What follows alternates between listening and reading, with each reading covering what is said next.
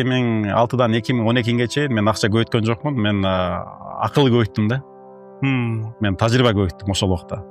Акчаңыз? Акча ошол акча даже азайдуу деле болуш керек деп ойлойм да. Эми бир аз көбөйтсө керек, бирок кандай деле көп көбөйгөн жок. Ошо баштап аттым, убакыт жоготуп аттым, күйүп аттым. Анан ар бир бизнестен чыкканда негизи бул аябай мындай өзүнүн бир эмелери бар, минус менен чыгып калышы мүмкүн да. Анан баардык эле бизнестин баардыгы эле мындай плюс менен чыгып, аягы жакшы боло бербейт да.